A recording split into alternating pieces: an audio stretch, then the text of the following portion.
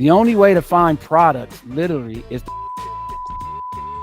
when I first started sourcing, I wasn't that good. I got frustrated. I go an hour and a half, 2 hours. I couldn't find anything. And I'm thinking, how are all these people finding these products? But just like in anything you do, the more you do it, the better you become. I watch more videos. E-commerce is the greatest business opportunity of our generation. Thank you, everyone, for tuning in once again to an episode of the Ecom Unlimited podcast. I'm your host, Kaj, here with Josh, and today we have a guest on, one of our friends and students, Christopher Cotton. Christopher, how you doing, man? I'm doing good. How you guys doing today? Doing well, man. Doing well. Yep, I'm awesome. I'm just hanging out, getting ready to smash for 2024 with Amazon. Yeah, so we're recording this on January 2nd. So this is just right in the beginning of the new year.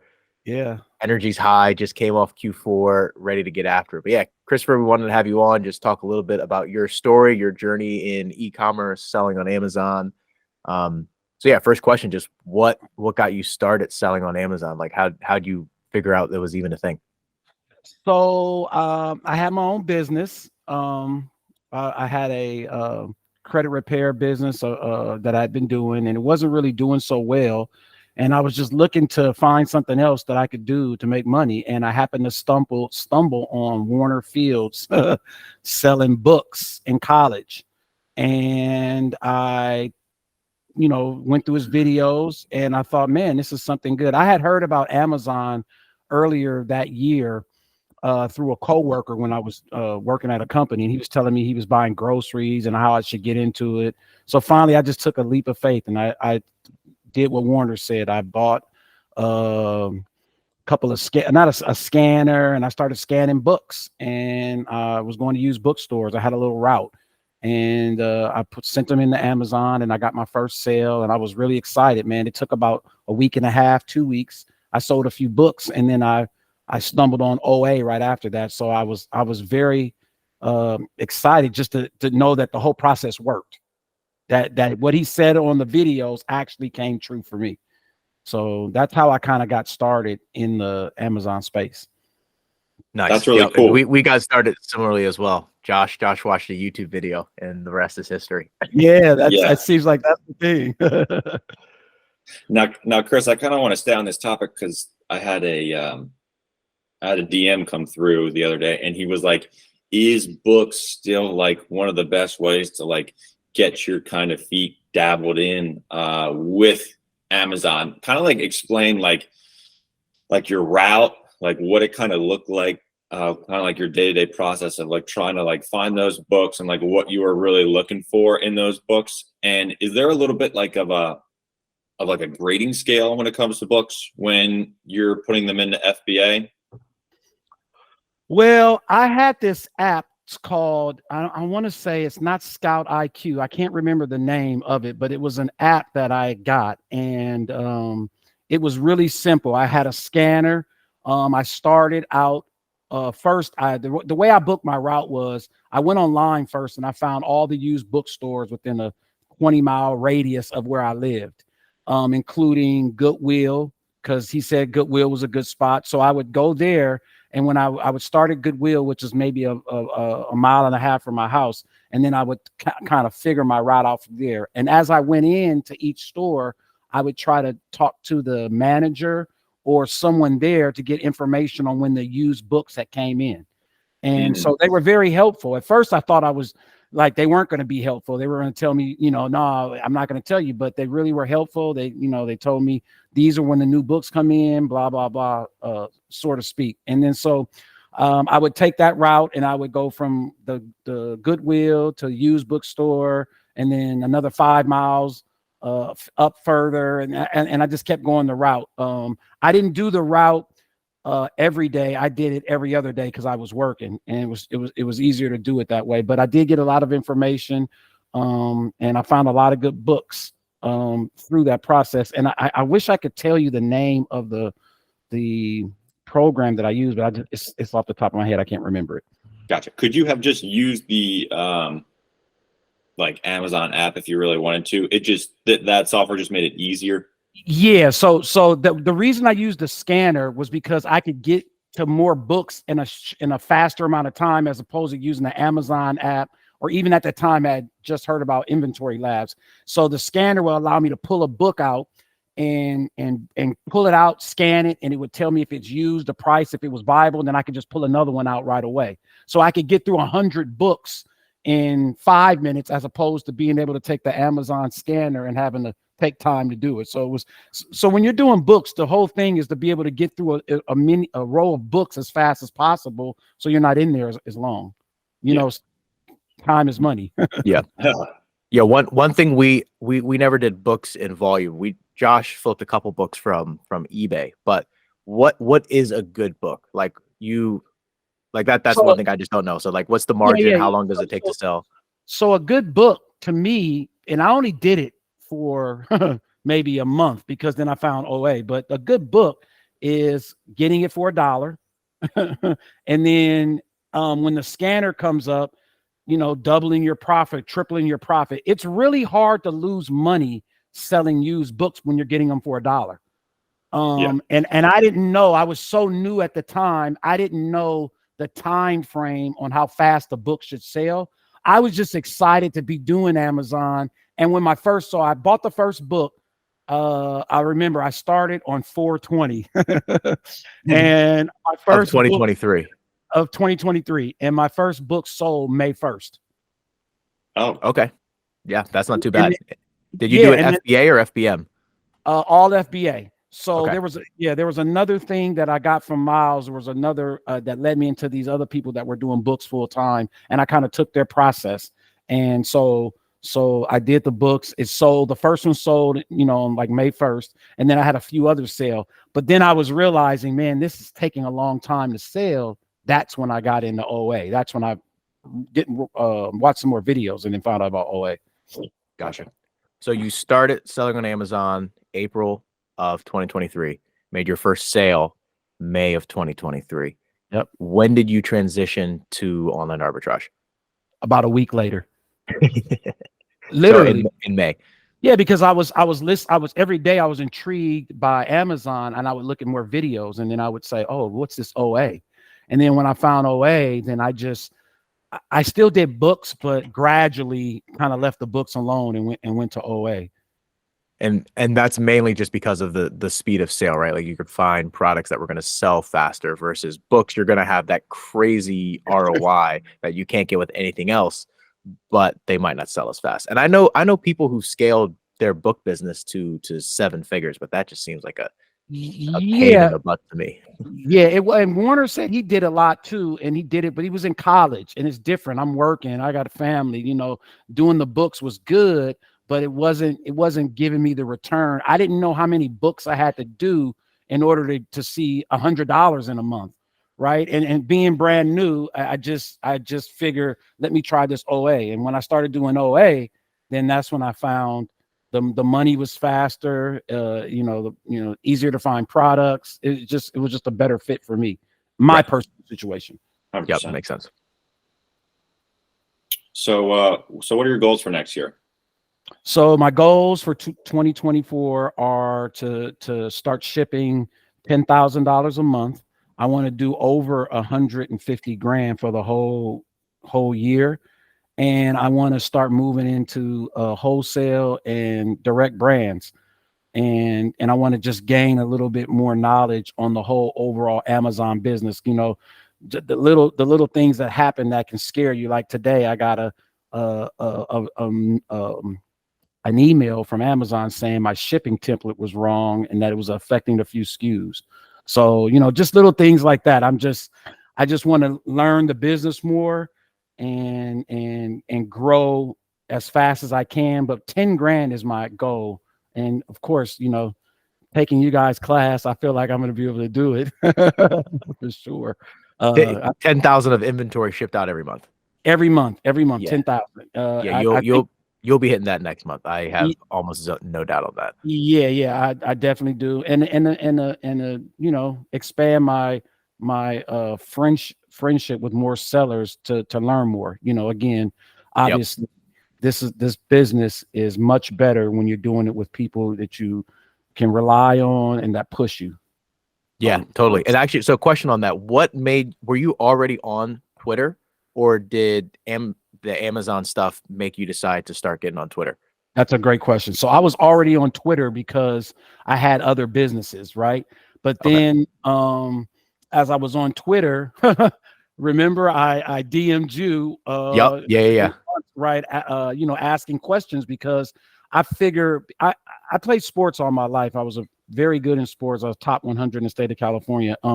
So the only way I know how to get better is to be around people that are doing much better than me. So what I would do when I first started is I would DM all 7-figure sellers, and I would ask them legitimately the same question I ask you. What would you do in order to scale? And your answer, ironic enough, which you said, buy more product. I just gave the simple framework. Everybody that was a 7-figure seller said damn near exactly what you said. And then, I'm not I got a college degree. I'm thinking that's it. If this one guy says it and other people that I don't know is saying that, then that's what I need to do. And so it just gave me a little bit more drive to do it. Yep. But the Twitter account grew for me just, putting myself out there and asking questions. Not everybody responded. Yeah. Yeah, for sure. Yeah. So what kind of numbers did you put up in 2023? And you kind of already talked about what you're looking to do 2024. I know I feel like you can hit more than that in 2024. Yeah. I've just especially as you ramp up towards Q4. But what did you do 2023? I think my total volume for the whole year, and I started in April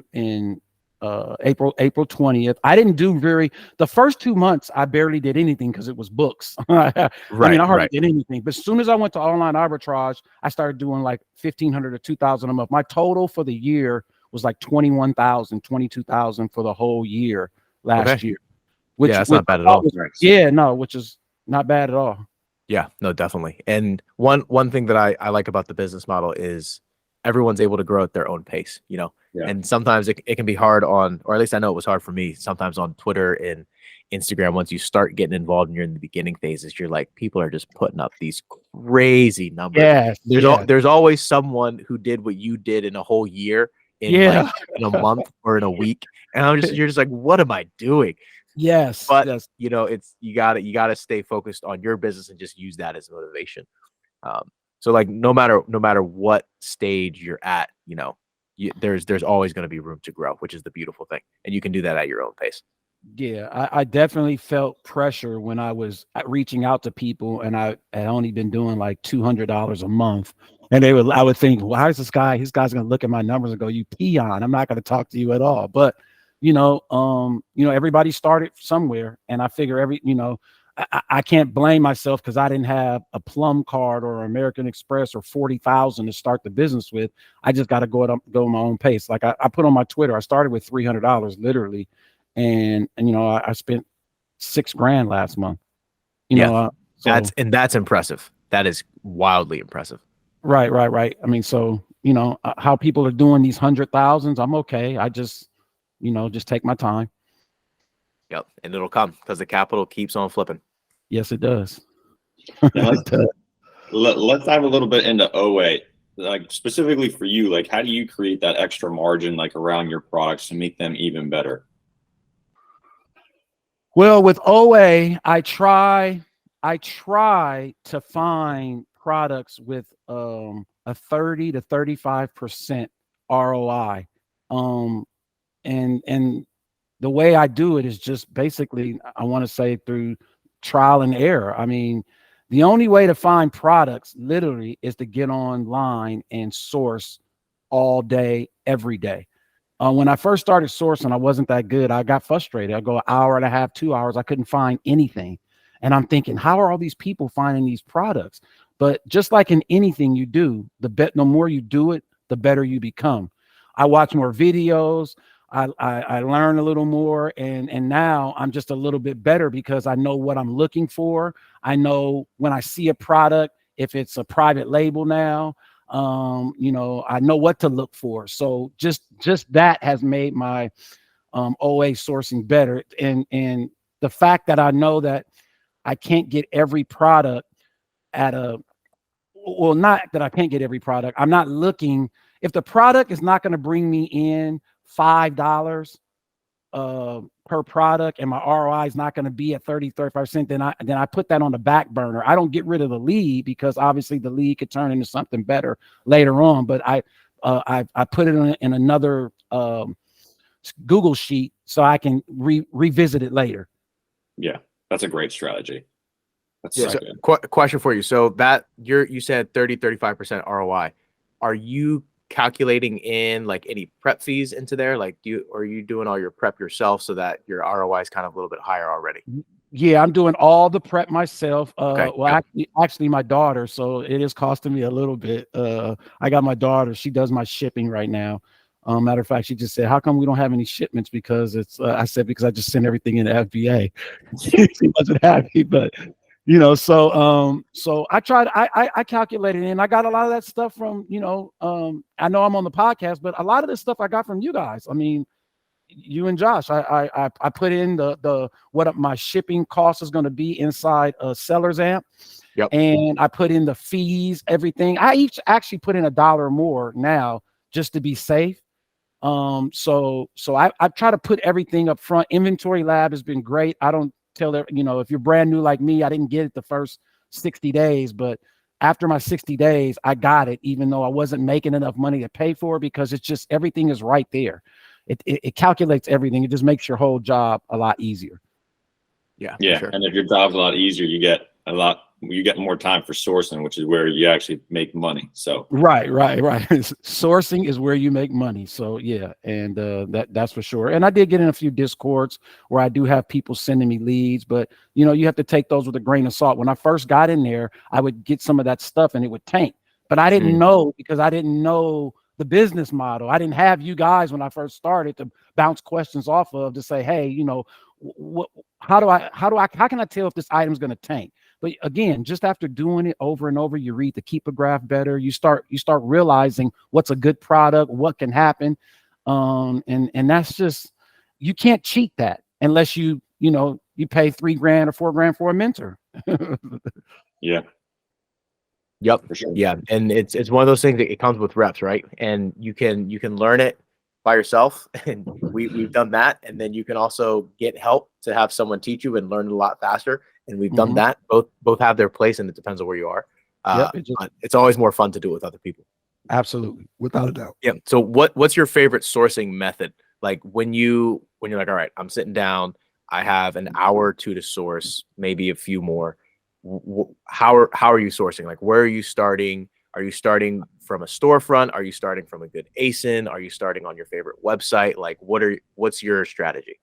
For me, it just depends on how I'm feeling that day. But everything you said, I storefront stalk for a little bit. If I'm not going anywhere, if I'm not going down any rabbit holes that are not seeming advantageous at the time, then I go to just maybe I'll go and put in an ASIN in. When I first originally started sourcing, I would go to Walmart and put a store brand in, and then I would storefront stock off of those to see, because I know people that are selling name brand items on Walmart, or their brand name, that they're probably doing what I'm doing. They're sourcing.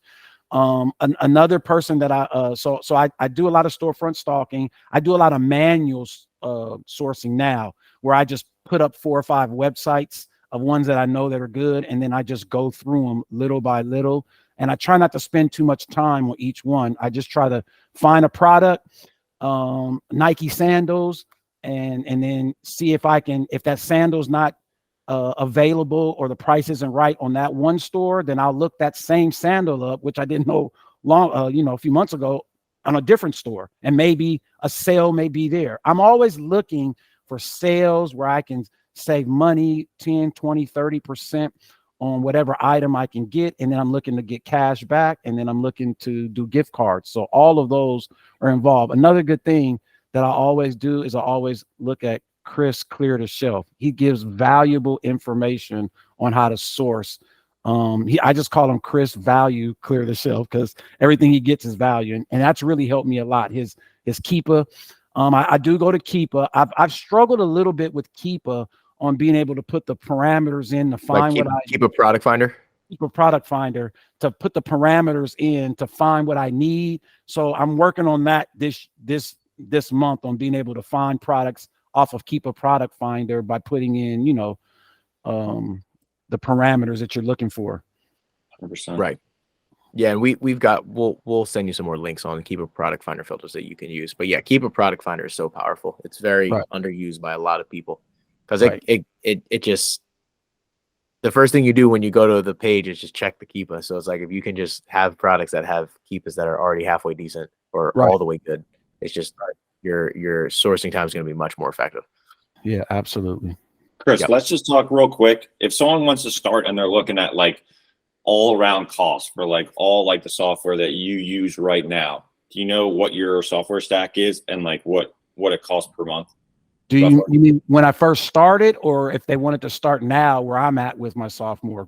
Yeah, like start now, like where you're at with your software. So I spend $69 a month on Inventory Labs, which is a must if you want to have your business done the right way at the beginning. I spend $27 on SellerAmp, but it only costs $19. The reason why I spend $27 is because I have my son doing product, finding product for me. So I want to be able to have him be able to access that. So that's $27. I think I spend for Keepa 19. And so that's what I'd say. If you're starting off and you have $500 to $1,000, you're probably going to have somewhere between $75 to $80 worth of cost. I also am in a Discord. Other people don't do that, but that's an extra $40. I just chose to do that so I could broaden my horizons and find more people that were doing what I do. So if you want to get extra help and you want to get in a Discord or something like that, like Kickflips, that's going to cost you an extra $40. I think it's worth it, but everybody has their own situation, and I don't know what their monthly, I say monthly nut, what they're paying on their bills.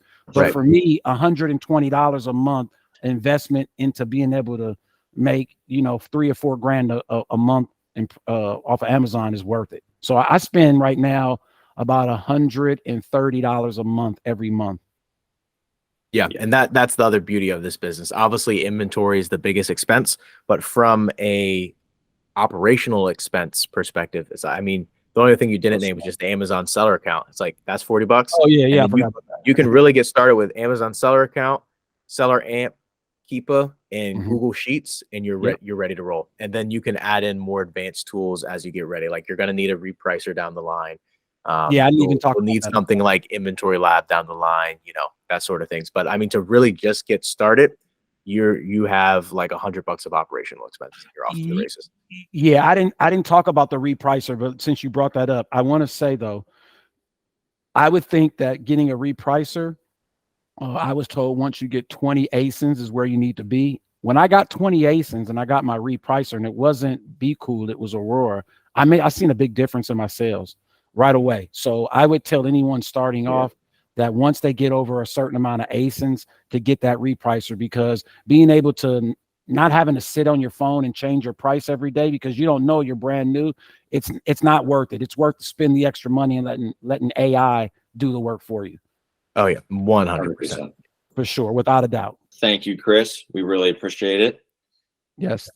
And thank you guys. I appreciate it. And I appreciate you guys 100%. And let's crush it in 2024. Yes, sir. All right, guys, we'll catch you on the next episode. Peace.